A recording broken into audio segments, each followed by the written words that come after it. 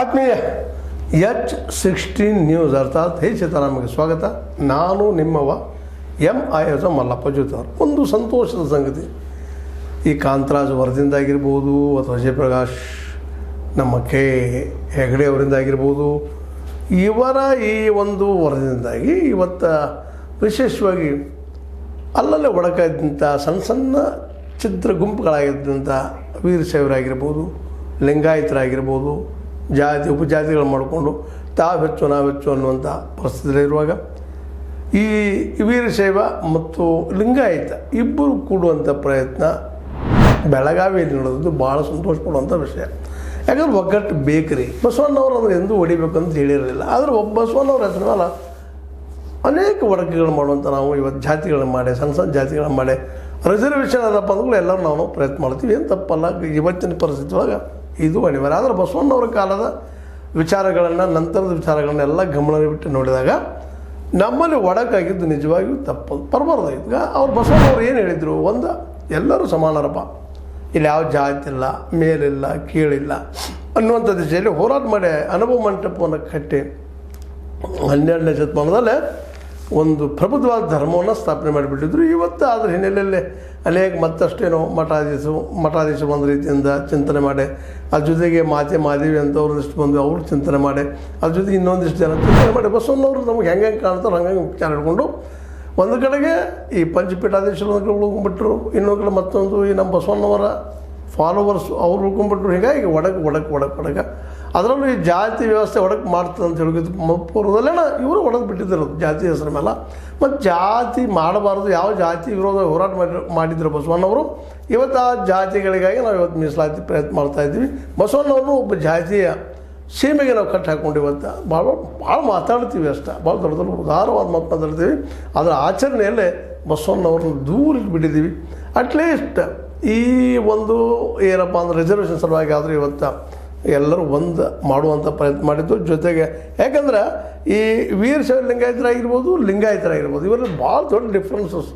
ಅವ್ರನ್ನ ಕಂಡ್ರೆ ಅವ್ರಿಗೆ ಆಗೋದಿಲ್ಲ, ಇವ್ರನ್ನ ಕಂಡ್ರೆ ಅವ್ರಿಗೆ ಆಗೋದಿಲ್ಲ. ಆದರೂ ಒಂದೇ ಸಮಾಜದಲ್ಲಿ ಇದ್ದೀವಿ ನಾವು, ಕೂಡಿ ಬದುಕಲೇಬೇಕಾಗಿದೆ, ಎದ್ದ ತಕ್ಷಣ ಒಬ್ಬರೊಬ್ಬರು ನೋಡಲೇಬೇಕಾಗಿದೆ. ಇಂಥ ಪ್ರಸಂಗದಲ್ಲಿ ಇದ್ದಿದ್ದು ಇವತ್ತು ಬೆಳಗಾವಿಯಲ್ಲಿ ಒಂದು ಸಂಯುಕ್ತ ಬಸವ ಜಯಂತಿ ಆಚರಣೆ ಮಾಡುವಂಥ ನಿರ್ಧಾರ ಮಾಡಿದ್ದು ನಿಶ್ಚಿತವಾಗಿಯೂ ಬಹಳ ಸ್ವಾಗತಾರ್ಹವಾದ ವಿಷಯ. ಯಾಕಪ್ಪ ಅಂದ್ರೆ ನಮ್ಮಲ್ಲಿ ಒಕ್ಕಟ್ಟಿದ್ರೆ ನಾವು ಏನಾದರೂ ಸಾಧಿಸಬೇಕಾಗ್ಯದ. ಜೊತೆಗೆ ನಾವು ಸರ್ಕಾರವನ್ನು ಮೀಸಲಾತಿ ಸಲುವಾಗಿ ನಾವು ಕೇಳೋಣ, ನಮ್ಮ ಟ್ಯಾಕ್ಸ್ ತೊಗೊಂಡವ್ರು ಕೆಲಸ ಮಾಡ್ತಿರ್ತಾರೆ, ನಮ್ಮ ಕೆಲಸಕ್ಕೆ ಉಪಯೋಗ ಆಗಿ ಎಲ್ಲರ ಕೆಲಸಕ್ಕೆ ಉಪಯೋಗ ಆಗಿ. ಯಾಕಂದ್ರೆ ಬಸವಣ್ಣವರು ಬಲಿಯಾಗಿದ್ದು ಲಾಸ್ಟಿಗೆ ಅದಕ್ಕೆ ಈ ಜಾತಿ ಸಂಘರ್ಷಗಳ ಒಂದು ಕಡೆ ಹರಳಯ್ಯನ ಮಗ, ಇನ್ನೊಂದು ಕಡೆ ಮಧುವರಸನ ಮಗಳು, ಇವರನ್ನು ಮದುವೆ ಮಾಡೋದಕ್ಕೆ ಹೋಗಿ ಇಡೀ ಒಂದು ದೊಡ್ಡ ಕ್ರಾಂತಿ ಆಯಿತು ಅನ್ನೋದನ್ನು ಪ್ರತಿಯೊಬ್ಬರನ್ನೂ ಮಾತಾಡ್ತೀವಿ. ಆದ್ರೆ ಆ ವಿಷಯ ಅಲ್ಲೇ ಬಿಟ್ಟುಬಿಡ್ತೀವಿ ಮಾತಾಡಿ ನಾವು. ಅದನ್ನು ನಾವೆಲ್ಲರೂ ಒಂದಪ್ಪ ಅಂತ ಇನ್ನುಳಿದ ಎಲ್ಲ ಸಣ್ಣ ಜಾತಿ, ಪುಟ್ಟ ಜಾತಿ, ಹಿಂದುಳಿದ ಜಾತಿ, ಮೇಲದ ಜಾತಿ ಎಲ್ಲ ಕೂಡಿಕೊಂಡು ನಾವು ಈ ದೇಶವನ್ನು ಕಟ್ಟಲು ಏನು ಮಾಡಲಿಕ್ಕೆ ಸಾಧ್ಯ ಇದೆ ಅನ್ನೋದನ್ನು ನಾವು ಯಾರೂ ಆ ದಿಶೆಯಲ್ಲಿ ಹೋಗ್ತಾ ಇಲ್ಲ. ಕೂಡೋಣ ಅಂತ ಹೇಳ್ತೀವಿ, ಸಾಯಂಕಾಲ ಮತ್ತೆ ಬೇರೆ ಆಗಿಬಿಟ್ಟಿರ್ತೀವಿ. ಇವತ್ತು ನಾವು ನಾನಂತೂ ಸ್ಪಷ್ಟವಾಗಿ ದಿಶೆಯಲ್ಲಿ ಹೇಳ್ಬೋದು ನಿಮಗೆ, ಇಲ್ಲಿಯ ರೈತರು, ಇಲ್ಲಿಯ ಹಿಂದುಳಿದವರು, ಇಲ್ಲಿಯ ದಲಿತರು, ಇಲ್ಲಿಯ ಆದಿವಾಸಿಗಳು, ಇಲ್ಲಿಯ ಇನ್ನುಳಿದ ಧರ್ಮೀಯರು ಕೂಡಿದ್ರೆ ನಿಶ್ಚಿತವಾಗಿಯೂ ಈ ದೇಶದ ಚಿತ್ರವನ್ನು ಬದಲಾಯಿಸ್ಬೋದು ನಾವು. ಯಾಕಂದ್ರೆ ಇವತ್ತು ಯಾವುದೇ ಸರ್ಕಾರ ಬರಲಿ, ಇವತ್ತು ಮೋದಿ ಅವ್ರದ್ದು ಬರಲಿ, ಇನ್ನೊಬ್ರು ನಾಳೆ ರಾಹುಲ್ ಅವ್ರದ್ದು ಬರಲಿ, ಮತ್ತೆ ಯಾರ್ದು ಬಂದರು, ಇವ್ರು ಯಾರು ಅವ್ರ ಮನೆಗಳಿಂದ ನಮ್ಗೆ ಕೊಡೋದಿಲ್ಲ. ಇವತ್ತು ಗ್ಯಾರಂಟಿಗಳು ಕೊಟ್ಟಿರ್ಬೋದು, ಮತ್ತನಾಗಿರ್ಬೋದು. ಅವ್ರು ನಮ್ಗೆ ಟ್ಯಾಕ್ಸ್ ತೊಗೊಳ್ತಾರೆ. ಅವರು ಕರ್ನಾಟಕದಿಂದ ನಾವು 4-5 ಲಕ್ಷ ಕೋಟಿ ರೂಪಾಯಿ ಟ್ಯಾಕ್ಸ್ ಕೊಡ್ತೀವಿ ವರ್ಷಕ್ಕೆ. ಸೆಂಟ್ರಲ್ದಲ್ಲಿ ಸಹಿತ 48-50 ಲಕ್ಷ ಕೋಟಿ ರೂಪಾಯಿ ನಾವು ಟ್ಯಾಕ್ಸ್ ಕೊಡ್ತೀವಿ. ಆ ದುಡ್ಡು ತೊಗೊಂಡು ನಮಗೆ ಕೆಲಸ ಮಾಡೋದು ಅವ್ರನ್ನ ಇಟ್ಟಿರ್ತೀವಿ ನಾವು. ಅದು ನಾವು ಇವತ್ತೇನು ತಿಳ್ಕೊಂಬಿಟ್ಟಿವಿ ಅಂದ್ರೆ ಅವ್ರು ನಮಗೆ ರಿಸರ್ವೇಷನ್ ಕೊಡ್ತಾರೆ, ಅದು ನಮ್ಗೆ ಅನುಕೂಲ ಆಗ್ತಂತ ಇಲ್ಲ.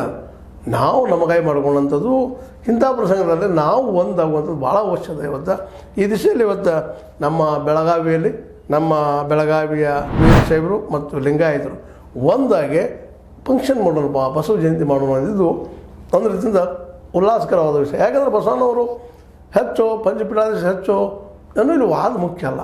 ಅವ್ರು ಏನು ಮಾಡಿದ್ದಪ್ಪ ಮುಖ್ಯವಾಗಿ ಸಮಾಜನ ಬದಲಾಯಿಸಬೇಕು ಮಾಡಬೇಕು ಅಂತೇಳಿ, ಸಮಾಜಕ್ಕೆ ಒಳ್ಳೆಯದನ್ನು ಕೊಡ್ಬೇಕಂತೇಳಿ, ಸಮಾಜದಲ್ಲಿ ಜಾತ್ಯತೆಯನ್ನು ಹೋಗಲಾಡಿಸ್ಬೇಕಂತೇಳಿ ಅದನ್ನು ತೊಗೊಂಡು ನಾವು ವಿಚಾರ ಮಾಡಬೇಕು. ಪುನಃ ಅವರು ಸಂಪ್ರದಾಯಕ್ಕೆ ನಾವು ಕಟ್ಟು ಬಿದ್ದ ನಮ್ಮ ಸಂಪ್ರದಾಯ ಹೆಚ್ಚ ನಿಮ್ಮ ಸಂಪ್ರದಾಯ ಹೆಚ್ಚ ಅಂತ ಎರಡೂ ಜಾತಿಗಳನ್ನು ಮಾಡ್ಕೊಂಡ ಬಸವಣ್ಣನೊಬ್ಬರನ್ನ ನಾವು ಹೋಗಿ ಇನ್ನೊಬ್ಬ ಲಿಂಗಾಯತ ಜಾತಿ ಗುರು ಅದು ಮಾಡುವಂಥದ್ದು ತಪ್ಪ ಅನ್ನೋದು ನಾವು ಎಲ್ಲರೂ ವಿಚಾರ ಮಾಡಬೇಕಾಗಿದೆ. ಯಾಕಂದರೆ ಬಸವಣ್ಣವ್ರು ಒಬ್ಬರಿಗೆ ಹೋರಾಟ ಮಾಡಿಲ್ಲ, ಅವತ್ತು ಇಡೀ ಎಲ್ಲ ಸಮುದಾಯಕ್ಕಾಗಿ ಹೋರಾಟ ಮಾಡಿದ್ದಾರೆ, ಎಲ್ಲ ಸಮಾಜನ ಒಂದು ಮಾಡೋಕ್ಕೆ ಹೋರಾಟ ಮಾಡಿದ್ದಾರೆ. ಇವತ್ತು ನಮ್ಮ ಮನುಷ್ಯ ಬಂದಾಗ ಕೆಲವರು ವಾದ ಮಾಡ್ತಾರೆ, ಇಲ್ಲ ಅಂತಲ್ಲ, ವಾದ ಮಾಡೋರು ಸಾಕಷ್ಟು ಇದ್ದಾರೆ. ವಾದ ಬದಿಗಿಡು, ಅದು ಬಿಟ್ಟು ಇವತ್ತು ಒಂದಾಗಿ ಎಲ್ಲರಿಗೂ ಉದ್ಯೋಗ ಸೃಷ್ಟಿ ಮಾಡಲಿಕ್ಕೆ ಏನು ಸಾಧ್ಯದ? ಯಾಕಂದರೆ ರೈತರು ವಿಶೇಷವಾಗಿ ಎಲ್ಲರೂ ಬಸವ ಭಕ್ತರು, ಅವರು ವೀರಶೈವರು ಇರಲಿ, ಲಿಂಗಾಯತರಲ್ಲಿ ಯಾರೂ ಇರಲಿ, ರೈತರು ವಿಶೇಷ ಮ್ಯಾಕ್ಸಿಮಮ್ ಎಲ್ಲರೂ ಬಸವಣ್ಣವ್ರ ಬಗ್ಗೆ ಅಥವಾ ಶಿವನ ಬಗ್ಗೆ ಪ್ರೀತಿ, ವಿಶ್ವಾಸ, ಭಕ್ತಿಯಿಂದ ಜನ ಇವರೆಲ್ಲರೂ ಒಂದಾಗೆ ಇವತ್ತು ಮಾಡಬೇಕಾಗಿದ್ದೇನಪ್ಪ ಅಂತಂದ್ರೆ, ಮೊದಲನೇದಾಗಿ ನಾವು ಆರ್ಥಿಕವಾಗಿ ಸಬಲರಾಗಬೇಕಾಗಿದ್ದು ಇದು ನಿಮ್ಮ ಎಕನಾಮಿಕ್ಸ್ಗೂ ಸಂಬಂಧಿಸಿದಂಥ ವಿಷಯ, ಅರ್ಥವ್ಯವಸ್ಥೆಗೂ ಸಂಬಂಧಿಸಿದ ವಿಷಯ. ಯಾಕಂದ್ರೆ ನಮ್ಮಲ್ಲಿ ಅರ್ಥ ದೊಡ್ಡದಾಗಬೇಕಾಗ್ತದೆ. ಇಲ್ಲಿ ಮೂಲ ಉದ್ಯೋಗ ಏನು? ಈ ದೇಶವನ್ನು ಸುಮ್ಮನೆ ಮುಚ್ಚಿ ನೀವು ತರ್ಕ ಮಾಡಿದ್ರೆ ಇಲ್ಲೆಲ್ಲ ಕಡೆ ಭೂಮಿಗಳಿದ್ದಾವೆ, ಭೂಮಿಯಲ್ಲಿ ಏನಪ್ಪ ಅಂದ್ರೆ ಸಾಕಷ್ಟು ಬೆಳೆಗಳಿದ್ದಾವೆ, ಅವಕ್ಕೆ ಮಾರ್ಕೆಟ್ ಇಲ್ಲ ಇವತ್ತು ಅನ್ನೋದನ್ನು ನಾವೆಲ್ಲ ತಿಳ್ಕೊಂಡು ಆ ಮಾರ್ಕೆಟನ್ನು ರೆಡಿ ಮಾಡಿದ್ವಪ್ಪ ಅಂದ್ರೆ, ಮಾರ್ಕೆಟ್ ಕೊಡುವಂಥ ಪ್ರಯತ್ನ ಮಾಡಿದ್ವಿ ಅಂದ್ರೆ, ಈ ದಲಾಲಿ ವ್ಯವಸ್ಥೆ ಕಿತ್ತಾಕಿ ಬಿಡ್ತಪ್ಪ ಅಂತಂದ್ರೆ ಎಲ್ಲರೂ ಉದ್ಯೋಗ ಸಿಗ್ತದೆ, ಎಲ್ಲರೂ ಸಮಾನತೆ ಬರ್ತದೆ. ಆರ್ಥಿಕ ಸಮಾನತೆ ಮುಖ್ಯ, ಆರ್ಥಿಕ ಸಮಾನತೆ ಇದನ್ನು ಅಂಬೇಡ್ಕರ್ ಅವರು ಹೇಳಿದ್ದು, ಬಸವಣ್ಣವರು ಹೇಳಿದ್ದು. ಇದನ್ನು ನಾವು ಅರ್ಥ ಮಾಡೋಕ್ಕಿರ್ತಾ ಇರಲ್ಲ. ನಾವೇನು ಮಾಡ್ತಾಯಿದ್ವಿ ಅಂದರೆ ಇವತ್ತು ಗೊಡ್ಡ ಸಂಪ್ರದಾಯಗಳಿಗೆ ಕಟ್ಟು ಬಿದ್ದ ನಾವು ಪೂಜೆ ಮಾಡೋಣ್ರಿ, ಮನಸ್ಸಿಗೆ ನಮ್ಗೆ ನೆಮ್ಮದಿ ಸಿಗ್ತಿದ್ರೆ ದೇವರನ್ನ ಪೂಜೆ ಮಾಡಿರಿ, ಎಲ್ಲನೂ ಮಾಡಿರಿ. ಅದು ನಾವು ಬೇರೆ ನೀವು ಬೇರೆ ಯಾಕೆ? ಈ ನಾವು ಬೇರೆ ನೀವು ಬೇರೆ, ನೀವು ಕೆಳಗಿನವ್ರು ನಾವು ಮೇಲಿನವರು, ಈ ಉದ್ದೇಶದಿಂದ ಈ ದೇಶ ಇವತ್ತು ಪರತಂತ್ರಕ್ಕಾಗಿ ಸಿಕ್ಕೊಂಡು ಪರದೇಶಿಯರಿಗಾಗಿ ಸಿಕ್ಕೊಂಡು ನಾವು ಪರದೇಶಗಳಾದಂಥ ಪರಿಸ್ಥಿತಿ ನಾವು ಗಮನಿಸಬೇಕಾಗಿದೆ. ಇವತ್ತು ನಾವು ಎಷ್ಟೋ ಶ್ರೀಮಂತರು ತಿಳ್ಕೊತಿರ್ಬೋದು, ಏನೋ ಆಗ್ಬೋದು, ಆದರೆ ಕಾರ್ಪೊರೇಟರ್ ಶ್ರೀಮಂತರಲ್ಲಿ ಯಾವ ಲಿಂಗಾಯತರು ಇಲ್ಲ. ಕಾರ್ಪೊರೇಟ್ರು ಲಕ್ಷಾವಧಿ ಕೋಟಿ, ಸಾವಿರಾರು ಕೋಟಿ ಏನದು? ಇವತ್ತು ಈ ದೇಶದ 238-40 ಮಂದಿ ಇದ್ದಾರೆ, ನಾವು ಶತಕೋಟಿಯಾಧೀಶ್ವರರು, ಅವ್ರು ಹೆಚ್ಚಿದ್ದಾರೆ. ಅದು ಕಾರಣ ಏನಂದ್ರೆ ನಮ್ಮ ಈ ದಡ್ಡತನದಿಂದಾಗಿ, ನಮ್ಮಲ್ಲೇ ಒಕ್ಕಟ್ಟು ಇಲ್ಲದ್ರಿಂದಾಗಿ ನಾವು ಮಾರ್ಕೆಟ್ನಲ್ಲಿ ಎಲ್ಲರಿಗೂ ದುಡ್ಡು ಸಿಗುವಂಥ ವ್ಯವಸ್ಥೆ ನಮ್ಮ ಇಲ್ಲಿವರೆಗೆ ನಾಯಕರು ಯಾರೂ ಮಾಡಲಿಲ್ಲ. ಫ್ರಾಮ್ ನೆಹರು ಹಿಡ್ಕೊಂಡು ಇವತ್ತಿನ ಮೋದಿಯವರಿಗೆ ಎಲ್ಲರೂ ಕಾರ್ಪೊರೇಟ್ ಪರ ಅಥವಾ ಬಂಡವಾಳಶಾಹಿ ಪರ ಮಾಡ್ಬೋದು ಬಂದರು. ಬಟ್ ಬಸವಣ್ಣ ಹೇಳ್ತೀವಿ, ಇವರೆಲ್ಲರೂ ಸಮಾನವಾಗಿ ಬದುಕ್ರಿ, ಒಳ್ಳೆಯ ಬದುಕನ್ನು ಮಾಡಲಿ ಅನ್ನೋ ಕಾರಣಕ್ಕಾಗಿ ಬಸವಣ್ಣವರು ಒಂದಿಷ್ಟು ಆ ನೆಲೆಯಲ್ಲಿ ಜನರು ಜಾಗೃತಿ ಮಾಡಿದರು. ಅದು ದುರ್ದೈವ ಏನಪ್ಪ ಅಂದ್ರೆ, ನಾವು ಇವತ್ತು ಬಸವಣ್ಣನವ್ರನ್ನ ಒಂದು ಜಾತಿ ಸೀಮಿತ ಮಾಡಿ ನಾವು ಈ ಜಯಂತಿಯನ್ನು ಆಚರಿಸಿ ನಮ್ಮದಿಂದ ಮತ್ತು ಸಣ್ಣ ಮಾತ್ರ ಸಣ್ಣ ಸಣ್ಣ ಜಾತಿಗಳು ಅವೆಲ್ಲ ಮಾಡ್ಕೊಂಡು ಇವತ್ತು ನಾವು ಕಚ್ಚಾಡ್ತಾ ಇದ್ದೀವಿ.